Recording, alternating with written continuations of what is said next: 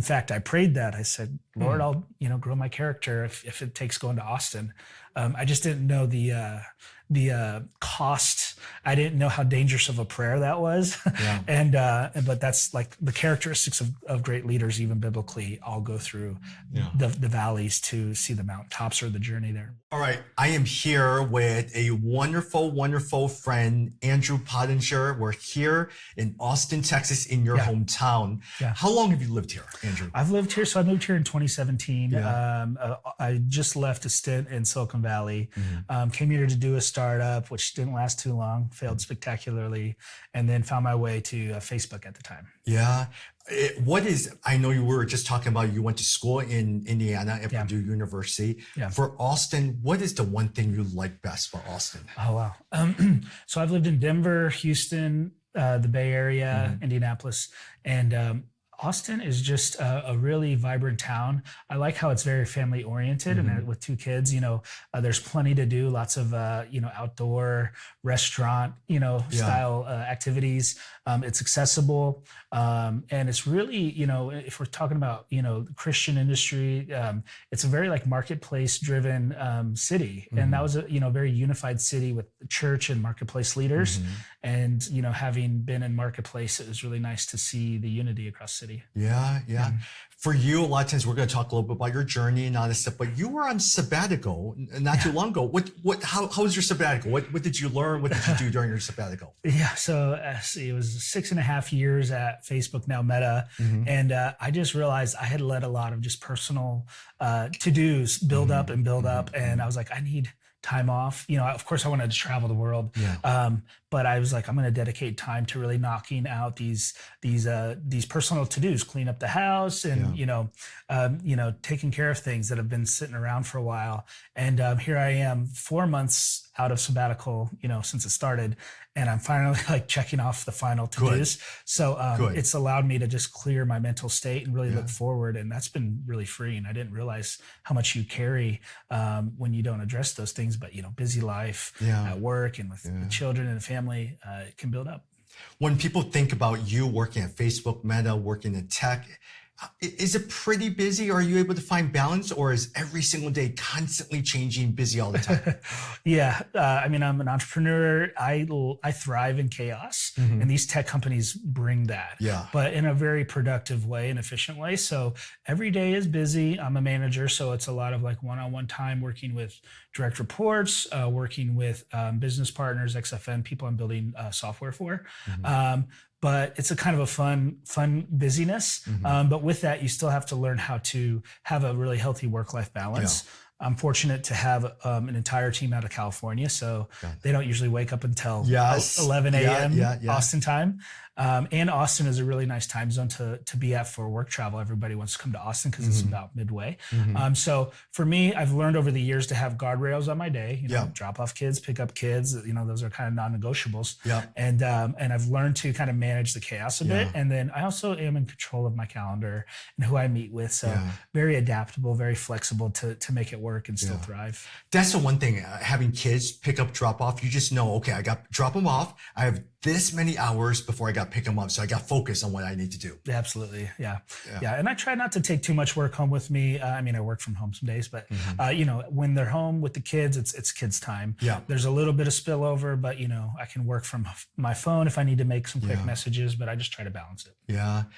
For you, what is the best part of your job? Is it managing a team? Is it coming up with new ideas? Is it integrating with customers and all that stuff? What's the Well, of course, I'm a people person. So as a manager, I really do care for my reports and the people I serve, not just serve for the software that I'm building, but also with the Christians at group and the communities that I'm building. It's nice to show care to a group. But I'm learning as my responsibilities build, I'm really enjoying the strategic element and kind of planning a multi-year strategy and really building scope, building software complexity, and just like a long-term vision that gives everybody comfort that we got a lot of work to do and we're going to be around a while. It's much more uncomfortable if you're kind of like, what are we doing on our roadmap next? And that's a question mark or kind of vague. So it's nice to have, a long-term vision to be able to cast that to people and kind of give them something to look forward to. When you were growing up as a young child, What did you think you were going to do? I thought I was going to be, first a firefighter at age 4 because my favorite color was red. Yeah. And then as I got older, I really was into Pixar and animation. So I actually went to Purdue to become an animator. What movie inspired you? Bugs Life, Toy Story? The Incredibles. Incredibles. Yeah. Okay. So if you look at my freshman year, I had drawings of, the heroes. And I even did a little bit of animation at Purdue. Yeah. I realized that the program was not as mature. It would have taken some extra education to really make it to Disney, although I did have some classmates who did.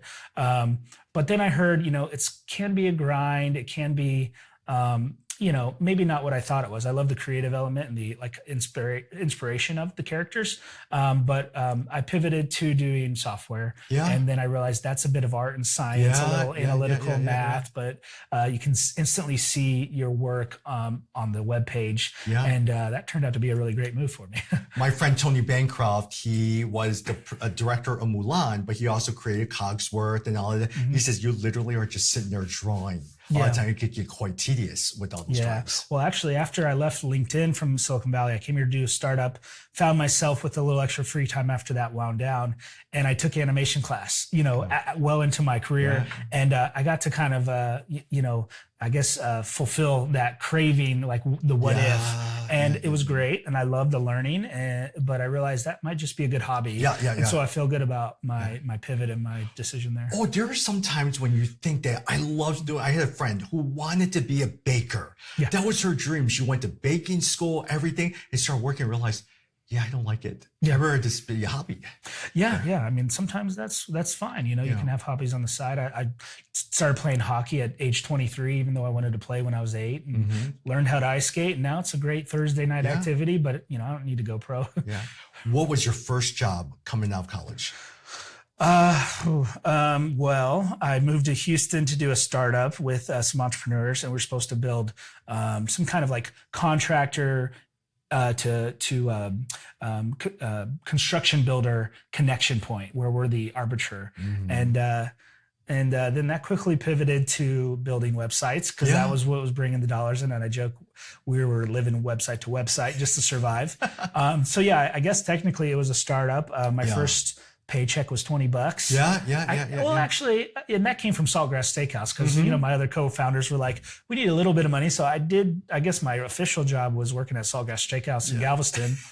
And then Hurricane I kicked Galveston like a bullseye and went back to building websites. So it was a little bit of a learning curve there. And that was before Squarespace and all these free website templates and all that stuff. Yeah.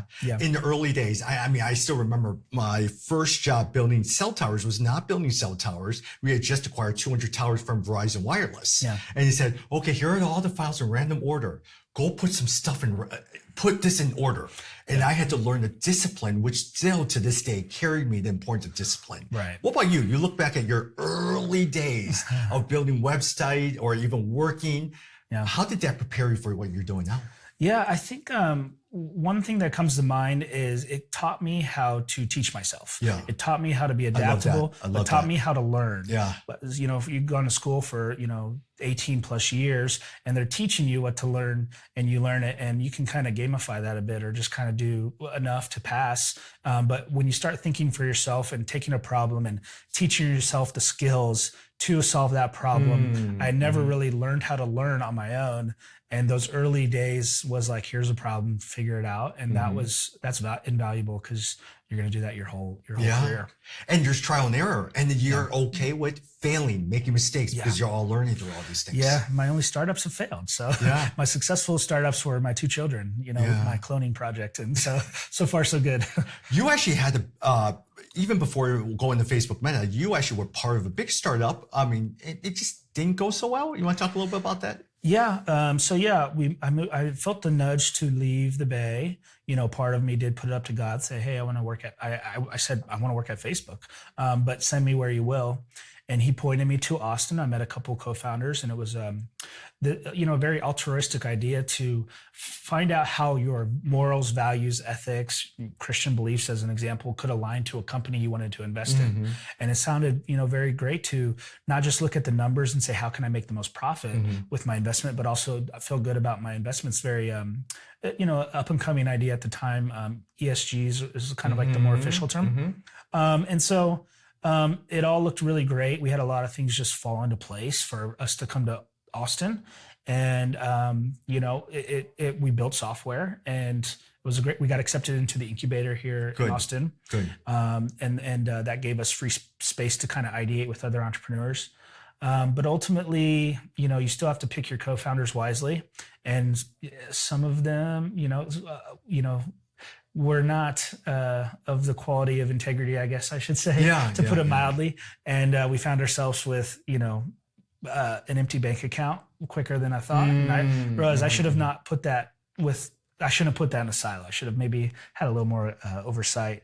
And so I realized I was here to maybe prevent future harm to the community and to our investors, and that was probably the hardest lesson up until that time that I had learned. And I talk to entrepreneurs today who have startups now or failed startups. They go, oh yeah, that's probably one of the number one reasons why startup fails is co-founder conflict and integrity issues. Were you the type of person who dealt with conflict well, or would you say you avoided conflict, you had to learn how to deal with it? So I always face conflict head on, but I wanted to avoid it, but I would approach it delicately and maybe too kindly or too naively. I'm over trusting, maybe a little naive in my early years, and I was raised in a very honest environment, a very safe place. And even when you go to Silicon Valley, the individuals hired are high integrity, brilliant, hard work ethic, really high quality people. But it still is a bubble. And these companies do a great job of hiring the best. But then when I got out of that bubble, I kind of got exposed to behaviors I wasn't used to, and that left me a little exposed. There's some hurt there, but I think that was all part of God's plan, because in hindsight, looking back and the journey since then, God has just been so good, and where he's taken me and the people I've gotten to meet, including yourself. And it's God puts you through hard trials, to grow your character. In fact, I prayed that. I said, Lord, I'll, grow my character if it takes going to Austin. I just didn't know the cost. I didn't know how dangerous of a prayer that was.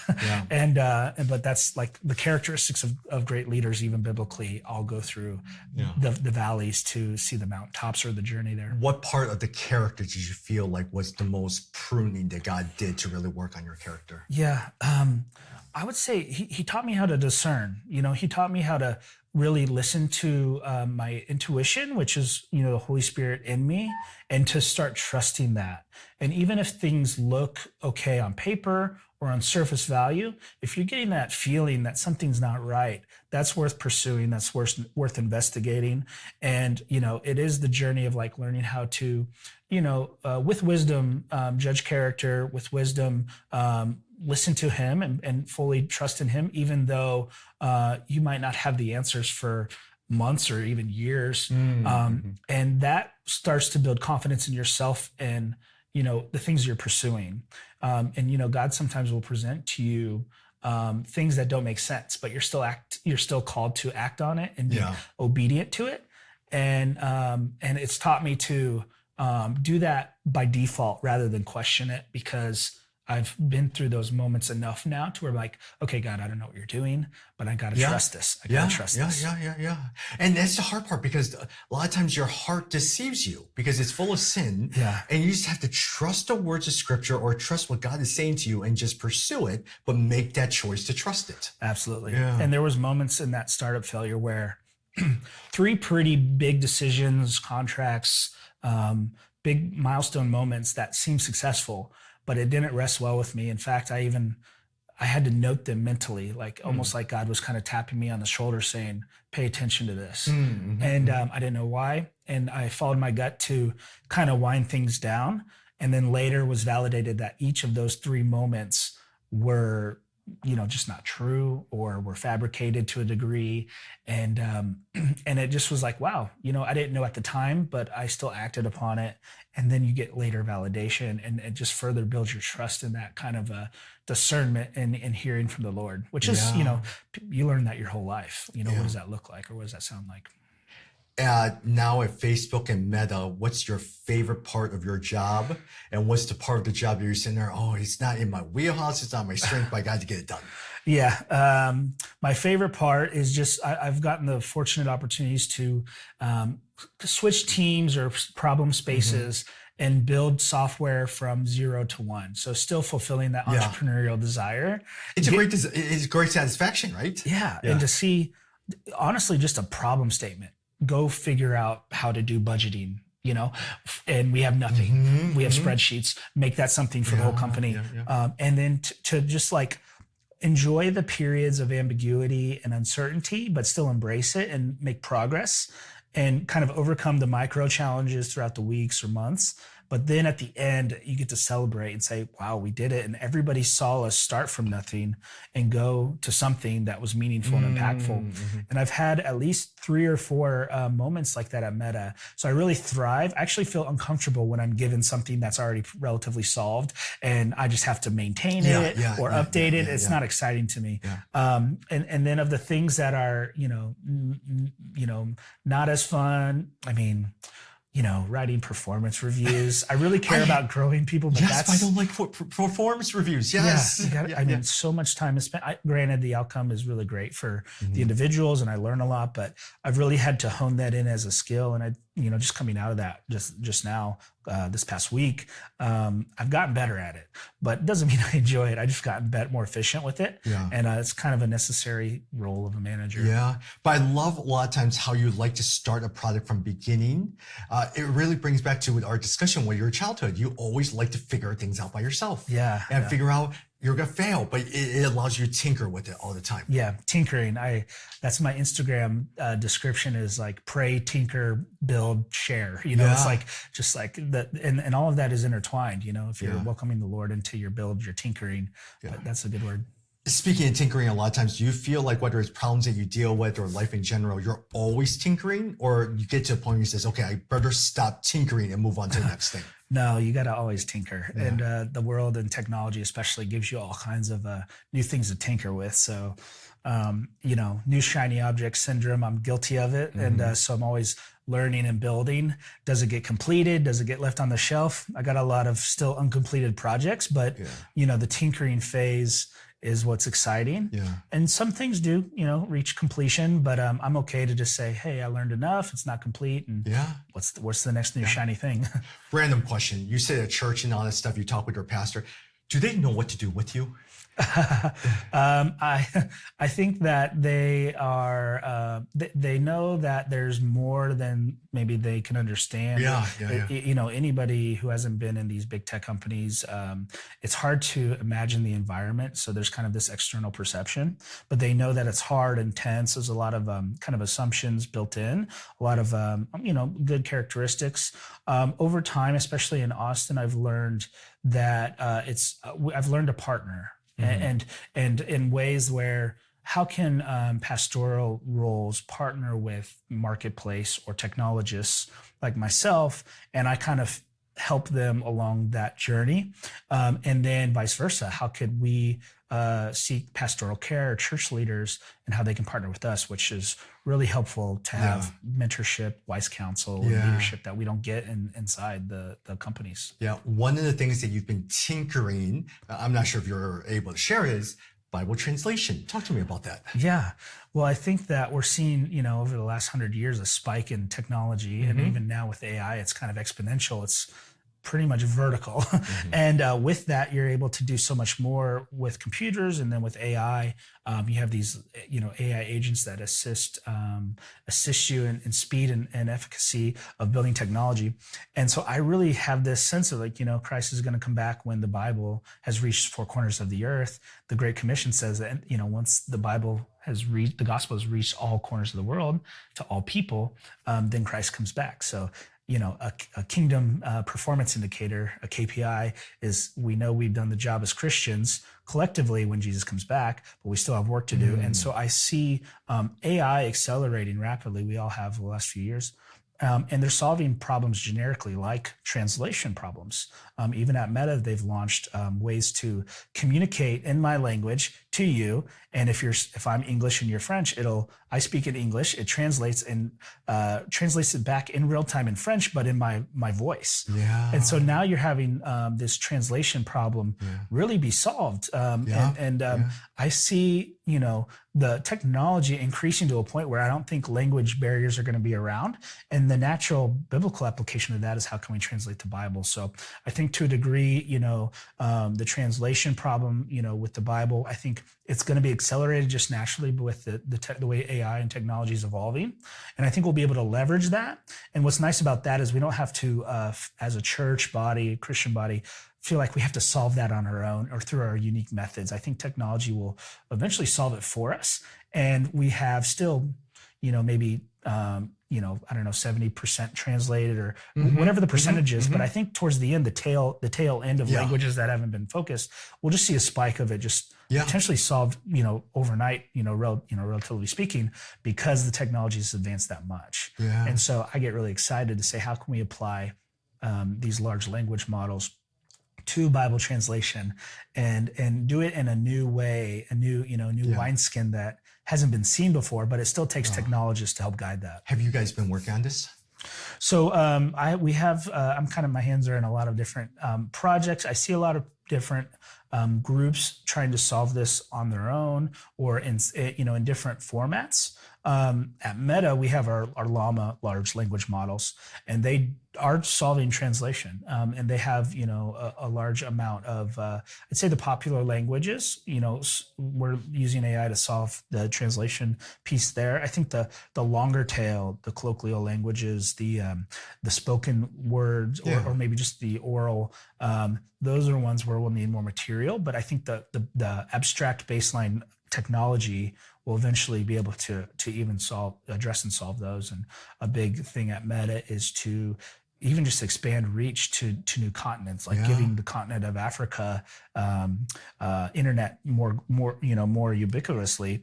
And I think as the expansion of internet access happens, then we'll have more training material to reach languages that might not have been able to be reached before. So we're at a catalyst point here in the next few years where I think we're going to be really impressed with what comes out. It's still pretty new, and people are still trying to figure out what to do with AI. Kind of like when we went from computers to the mobile switch. It was like, what do I do with this mobile thing, and what's an app? Floppy disk, hard disk, all that stuff. Yeah. So this is the next paradigm shift wave that all the companies are preparing for.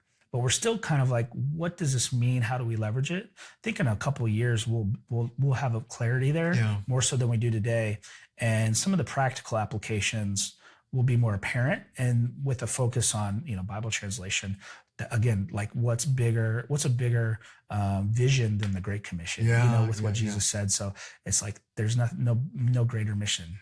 If you could estimate how many people around the world use Facebook, would you say you've covered 60, 70% of the world? Yeah. It's, what is there? 8 billion people in the world. I think we're at around 6 billion. Oh, really? Yeah. Okay. It's that's pretty good. That at least have touched 75%, WhatsApp. Yeah. Touched WhatsApp, gone to Facebook, Instagram. I hope those numbers are accurate. You could look that up in the publications, but it's increasingly, growing. Our growth is not slowing down. And, I even believe through Meta platforms, it could be used to pursue and advance the gospel to new areas, and it's becoming easier. Yeah. At Resource Global, we talk about this whole idea of the GAP, the Gospel Action Plan. Yeah. You have one. How's that coming along? It's good. Yeah. So I was part of the first cohort in Austin in 2020. And it was really a download that happened pretty quick in the middle of COVID too. And this idea evolved around every individual has their interests, ways that God has gifted them, ways that they've been skilled growing up. And all of these are commonalities that we share. And I love to think about how can God connect these commonalities in unique ways using technology. We naturally do that on Facebook with groups. We start up WhatsApp chats, and all of those are, great ways to connect. Sometimes they're based around location or events that you're attending. And I like to think of a way to kind of take an inventory of your own personal commonalities, is what I'm calling it, kind of like your spiritual Myers-Briggs, your personality makeup, and then allow that to create all of these mini communities that have overlaps so that you can figure out your calling or your mission. So whether you're a nurse that's a Christian in Waco, Texas, you can find other individuals to do Bible study amongst those commonalities. Or you're, a pastor in Texas with Texas reach or even global reach, and you want to connect with other missionaries. And so, the proximity can scale, the skills or the commonalities can scale or contract to how large you want your community to be or small. And then it just hopefully provides an easy way to find other people in your community. And with that data, you can potentially say, Austin, Texas is a pastorally heavy or led community, but in Miami, they're more of a teacher-centric community. How can we connect the pastoral city of Austin to the teacher-centric city of Austin? And now you're connecting cities, expand that to states or even countries. And the Bible says nations will disciple nations. And it's like, that's too broad. How can you even, factor that in or understand what that how can you realize that? And you can almost look at what's the makeup of the U.S., what's the commonalities of the U.S., and what are other countries that the U.S. can disciple with that kind of data. Yeah. Sounds interesting. How many projects do you have in your head all the time? Too many. I enjoy crypto, technology, children. I mean, I play hockey. Yeah.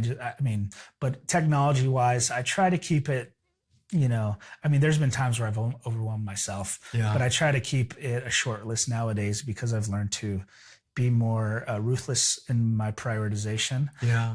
Otherwise, I risk overwhelming myself and kind of not making progress on anything. What is it that excites you? Is it the challenge of solving a problem, or is it just start trying to do something new and feel like you've tackled it? What motivates you? Yeah, well, I love the starting part. I get really excited. I'm very excitable. I get more excited by the possibilities. I kind of tend to see 20 steps ahead and where things could go. For me, I get excited by the broader vision, and especially attaching yourself to a biblical mission that is global or that is large. Because I work at Meta, I've worked at LinkedIn, and the mission there is global. And so you learn, these economies at scale. And, I love serving in Austin and definitely a mission field for me, but I get more excited when you can really build something that impacts the world. If there's a kingdom impact, it feels like this is the only time in history where anyone can have that level of reach. Correct. Last questions. What are ERGs and how are you involved in ERG? Yeah. So in Silicon Valley, they created this term employee resource group, and they're a way to have an official group that the company recognizes, gives funding to allow you to, at the company as an employee, have a group to identify with the hopes that you can bring your authentic self to work with, identities that you identify with or subscribe to. So at Meta, we have Latinas at, we have Blacks at, we have Asians at, and then they have groups like Pride at or Interfaith. And so for me, I enjoy the interfaith group, which is an umbrella term for different religions. Where I'm a Christian, I want to be able to show that I'm a Christian at work, and at least find others who are, similar or interested. And so I lead the Christians at group at Meta, and that's been a really good way for me to just kind of build a community and support them. And we celebrate Easter, we celebrate Christmas, we bring in a lot of speakers, and I'm just trying to It's a unique way to meet other people, other employees that you don't directly work with in your org. And it even provides a lot of opportunity to grow in skills that your current role might not allow. So I'm developing leaders, I'm finding leaders, recruiting, thinking about global, strategy. And my direct role might be a little more smaller in scope with a smaller team and kind of a more direct narrative and problem space. So it's been a really cool way to meet amazing believers at work and expand. As we wrap up, some random questions, fun questions. Meta, Facebook, which one do you like better? I think I like Meta. Facebook was good, but over time, the brand kind of people associated, some negative ideas to it. And I think the Meta brand is more all-encompassing of what we do. We have Oculus, WhatsApp, Instagram, Facebook, and Facebook was just a piece of what they did overall, what they're doing overall. And so Meta is a broader, it's similar to like Google. They became Alphabet because they were more than just Google search. I think all these companies have grown so large, they kind of need to rebrand. What is the one feature about the Facebook Meta app that you love that a lot of times people may not know about, but you love using? Well, this is an unknown feature, but I was a product advisor for building features for people of faith. And I came in as a Christian perspective or voice. And we actually built a prayer request post in groups where you can officially say, much like you would go to Austin and say, hey, I'm looking for great barbecue. Anybody on Facebook recommend me places? It looks a little different in how you recommend. And we allowed for people to request prayer. And you click a button that says, I prayed for you, and you get a notification that says 50 people prayed for your request. And you could even personally message them and say, hey, I'm praying for you, or leave a personal note. And so that was a very proud moment. And, I give glory to God for that. Yeah. Is this still active? I believe so. Okay. I think you have to opt into it, and it has to be for a group. But that was a lot of fun to be a part of. Very, very good. If you could be doing something else besides Meta and all that stuff, what would you be doing? Well, if money wasn't a factor, I'd probably be in full-time ministry. But it would be probably something that I would start. It would be maybe something very in line with the gospel action plan you mentioned, something that, where I could feel like I just want to give back to the world in a way that advances the kingdom, but also aligns to my skills and what I've learned. And it definitely would involve a lot of tinkering and building and thinking at massive scale. So I have plenty of ideas there and just waiting for the right time. Very good. Very good. Thank you so much. Yeah. Thank you for inviting me.